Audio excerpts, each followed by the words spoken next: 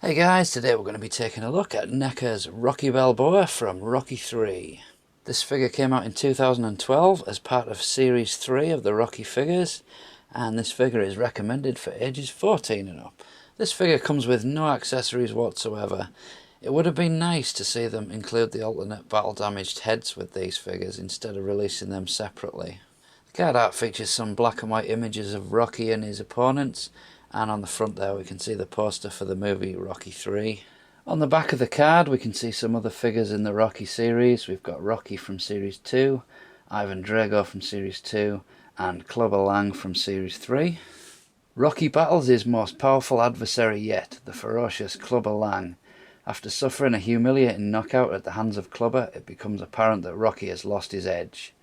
Considering hanging it all up, Rocky receives encouragement from an unlikely ally, his old nemesis, Apollo Creed. With Apollo's help, Rocky regains the Eye of the Tiger and confronts Clubber in a grueling rematch for the title.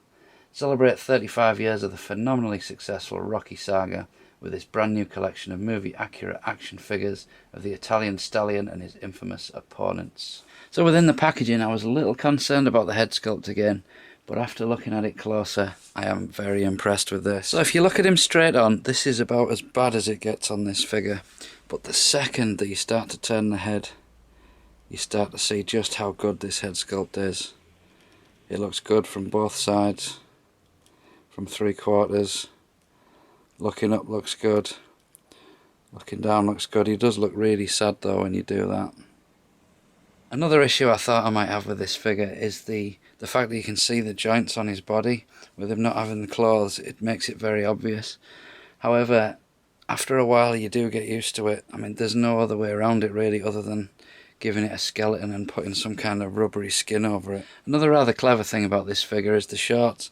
They have actually made rubber shorts that go over his body so that you don't have the problem of being able to see the joints in the legs. And they are absolutely movie accurate right down to the Rocky on the side there. Another impressive thing about this figure is his boxing gloves.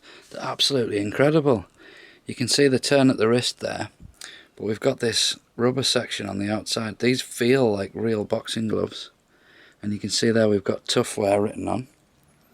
And on the other side you can see all the laces and everything. These are absolutely amazing, and the ball joint is hidden underneath there so you can't see any joints whatsoever. So then we come to his boots, and these are again movie accurate from what I understand. Now these are articulated, but the problem you've got with these is you can see the laces are on two separate sections, so when you start turning the feet you get that effect. They do go on a little rocker as well. You can tilt them forwards, backwards. He's even got some toe articulation there. So if you've got the foot pushed back, you can have him still standing on the ground. Now I'm no boxing expert, but just having a little play around with this figure just shows you how really well thought out the articulation is.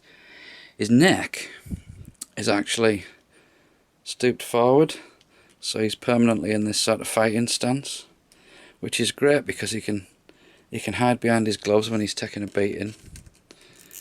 He can do his ducking and diving thing. You can even do his victory stance, but he doesn't look very happy about winning. And if you've ever seen a Rocky movie, he never comes out with his face that clean. So that comes to my only little issue with this guy. He doesn't come with any kind of battle damaged head.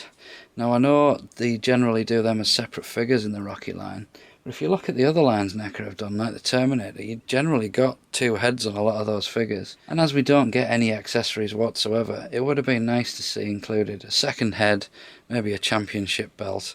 Other than that though, I think this figure is absolutely brilliant. So that was Rocky from Rocky 3.